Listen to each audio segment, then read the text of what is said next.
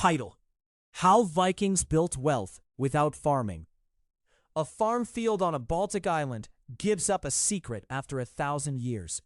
A glittering river of broken silver, coins stamped in Arabic script, bracelets chopped into fragments, a weight as heavy as a human heart. It is the Spillings Hoard on Gotland, the largest Viking silver treasure ever found. But it didn't come from plows or wheat or fat cattle. It came from somewhere else entirely. So how did a people from thin-soiled coasts and rocky outcrops build enough wealth to bury whole fortunes underground? They did it by mastering movement, not carefully tilling the earth, but carving lines across it, sea lanes and river routes, connecting worlds that barely knew each other, and managing the friction between them like a business. They turned reputation into currency, violence into predictable revenue, and information into an edge. When the fields couldn't feed them, the water did. Imagine the north not as a barren end of the map, but as a hinge. To the south, the Frankish kingdoms, Christian Europe, rich in wine and coin and cities. To the east, the endless rivers curling down to the Black and the Caspian seas. And beyond them, the markets of Constantinople and the Caliphate, where silver flowed like water. The Vikings learned to swing that hinge open. In their cargo hulls, the broad-bellied nars that could swallow 40 tons of goods, they carried what the south and east would pay for. Fine furs chased from Arctic forests, beeswax and honey, iron and tar, whetstones and soapstone, walrus ivory pried out of Greenland's ice, and people. In return, they brought back silk, glass, spices, wine, and above all, the silver that powered their economy. Step into Hedeby at the foot of the Jutland Peninsula on a summer morning. The air is thick with salt and pine tar.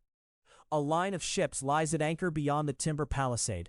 Inside, narrow streets tangle past workshops where antler is whittled into combs and bone into gaming pieces, where bead makers feed glass tubes into coals so hot they howl. Traders haggle in a dozen tongues. And everywhere, a delicate ritual repeats. A tiny folding balance lifted from a leather pouch, a set of meat bronze weights, and a fistful of hacked silver. Coins from Baghdad and Samarkand, bracelets cut into bite-sized chunks. In a world before banks, they carried their money by weight. Trust wasn't in a stamp. It was in the scale's needle, kissing level. This silver came east along the Volga. Through lands watched by men the Arab traveler Ibn Fadlan met in 922. Tall, tattooed traders the locals called the Rus. They were Norse by speech and merchants by instinct. All summer, they rowed and dragged their riverboats over portages, living lean, sleeping with weapons near.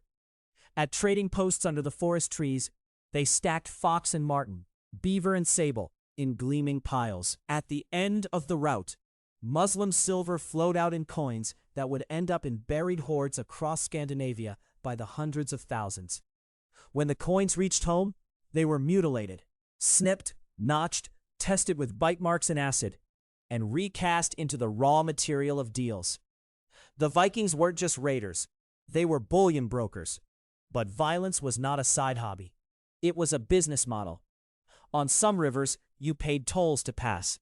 On others, you paid to be spared. In 845, a Viking fleet rode up the Seine and anchored under the walls of Paris.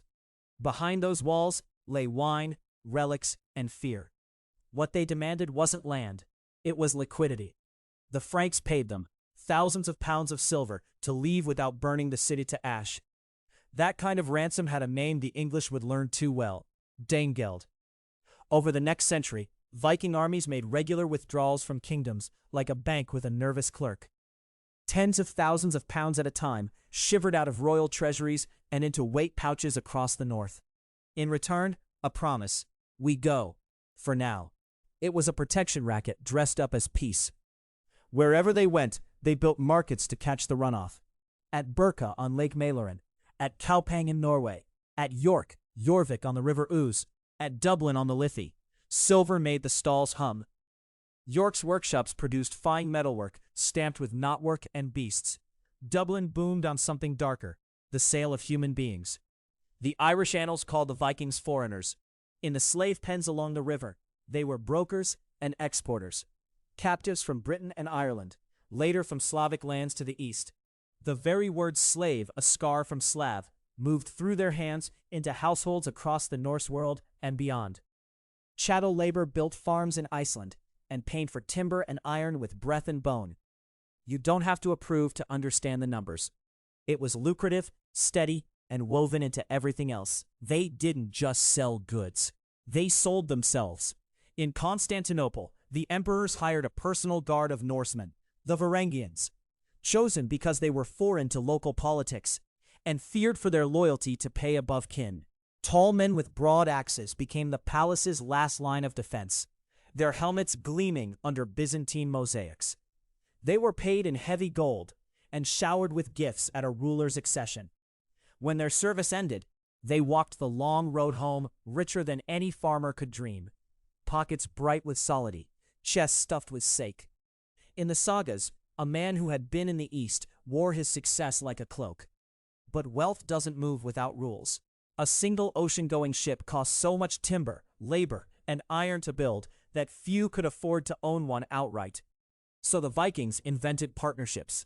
They called them félag, the root of our word fellowship, and carved the names of partners into runestones as proudly as knights burned coats of arms. One man owned a share of the hull, another of the sail, another of the cargo, and profit was divided by agreement at the journey's end. If a ship went down in a storm, the loss didn't crush a single man. Risk was spread as thin as sailcloth. Disputes were settled at the Thing, the public assembly, where reputations were balanced on testimony and oaths. In a cashless world, trust was an asset you guarded like a sword. Technology underwrote it all. Their longships get the paintings, but the Nar, the trader, was the quiet revolution. Broad, with a deep keel and a single stout mast, it could ride ocean swells without a nervous shudder, and beach on a foreign shore without a dock. Its range was the range of Viking opportunity, stretching west to Iceland and Greenland and beyond, where a new commodity waited in the surf. Walrus ivory, pale and smooth, precious as any stone. From Greenland's ice-edged bays, Norse hunters shipped tusks east, and a cathedral carver in Paris or Lincoln turned them into bishops and beasts. A single tusk might buy a year's food for a crew. A cargo of them could underwrite a season's risks. From the same edge of the world, white falcons, gyre falcons, flew south hooded and fierce, destined for the wrists of kings and emirs. In a marketplace where rarity meant status, the North excelled at finding things the rest of the world couldn't. Even the mundane paid. Timber straight as a spear from Norwegian forests, tar brewed from pine roots to seal planks, iron smelted from bog ore into nails and blades, whetstones from the quarries of Eidsborg that could bring a Frankish knife to a razor edge. They sold ships to the very kingdoms they raided, and returned later to charge for not using them. They brokered truces, guided foreign envoys through dangerous waters, ferried pilgrims, hired out as guards on merchant caravans. Bit by bit, a web of services thickened until the word Viking could mean trader, pirate, courier, craftsman, mercenary, whatever the ledger demanded. And always, there was the stash. In a world without vaults, wealth lived buried. Hoards sunk into earth near farmhouses, under floors, beneath standing stones, marked by memory and prayer. Some were savings accounts against a bad winter. Some were emergency funds for a raid gone wrong. Some were meant to be retrieved, and never were. Each discovery today, the chopped bracelets and foreign coins, the neat ingots and little bronze weights shaped like ducks or domes, speaks of a person who turned the movement of distant empires into the safety of a secret cache. You can almost hear the clink in a dark room, the breath held as the last spadeful of dirt is pressed flat. The most profitable product they sold in the end wasn't fur or ivory or even stolen silver. It was access. Passage through a river controlled by your crew. Permission to trade at a market policed by your king. Protection for a monastery that paid on time. A seat at a feast where news was shared first. This was the quiet dividend of power in a world stitched together by currents. If you could guarantee that a ship wouldn't burn, that a winter camp wouldn't be harried, that a deal would be honored, you could charge for it, again and again, without lifting a blade. But all machines have fuel. For a century, the Caliphate's silver flooded north along the Volga in a brilliant stream. Then the flow thinned. Political upheavals in the east choked the minting of dirhams. The scales in Hedeby and Burka tipped lighter. The hoards shrank, and sometimes the coins were German or English now, not Arabic. The North had to adjust. New kings rose who wanted taxes paid in stamped coin, not hacked rings. The very partnerships that had knotted crews together faced new risks as markets shifted. What happens to a culture built on motion when the wind drops and the river runs low? Some answered by doubling down on empire, seizing not just protection money, but entire kingdoms, minting their own faces onto coins, and pulling weight out of tribute instead of trade. Some turned west, betting everything on colonies at the edge of ice and beyond, selling ivory into a Europe obsessed with saints and splendor. Others carved new routes through the teeth of dangerous politics, negotiated fresh treaties with emperors who were learning, too, how to count. There is a moment, buried in the layers of soil above every hoard, where the story pivots. A last coin stamped in Arabic script, and then a scatter of English pennies, and then silence. If a fortune can be a map, this is where ours pauses, finger pressed to the line.